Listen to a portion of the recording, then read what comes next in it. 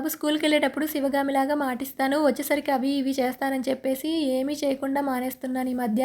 అందుకనేసి ఈరోజు ఎలాగైనా చెయ్యాలి అని చెప్పి మడత కాజాలైతే స్టార్ట్ చేశాను.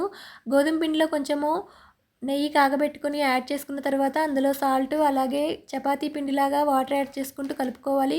కలుపుకున్న తర్వాత ఒక 10 నిమిషాలు పక్కన పెట్టుకోవాలి. అంతలోపు ఇక్కడ షుగర్ సిరప్ అయితే ప్రిపేర్ చేసుకుంటున్నాను. ఈ షుగర్ సిరప్ వచ్చేసి మనకు గులాబ్ జామ్ పాకం కంటే తక్కువ వస్తే సరిపోతుంది తీగ పాకము. నేను తీసుకున్న పిండి 5 బాల్స్ అయ్యాయి. ఇంకా వీటిని చపాతీలాగా ప్రిపేర్ చేసుకోవాలి. ఇక్కడే కొంచెం మనం జాగ్రత్తగా చేసుకోవాలి. ఇక్కడ పొడి పిండి గోధుమ పిండి యూజ్ చేయకుండా మైదా కానీ కార్న్‌ఫ్లోర్ కానీ యూజ్ చేయాలి. నేనైతే కార్న్‌ఫ్లోర్ అయితే యూజ్ చేశాను.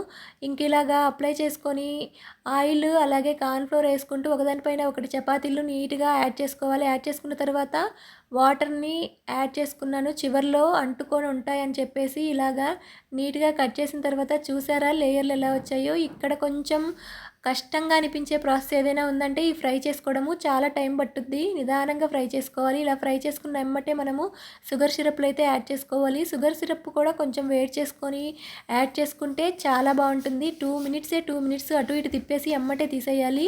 ఎక్కువసేపు ఉంచామనుకోండి నానిపోయి మెత్తగా అయిపోతాయన్నమాట. ఇంకా వేడి వేడిగా అయితే కాజాలు అయితే రెడీ అయిపోయాయి. సూపర్‌గా వచ్చాయి. ఫస్ట్ టైం చేసినా చాలా బాగా నచ్చాయి మా ఇంట్లో వాళ్ళందరికీ. Thank you.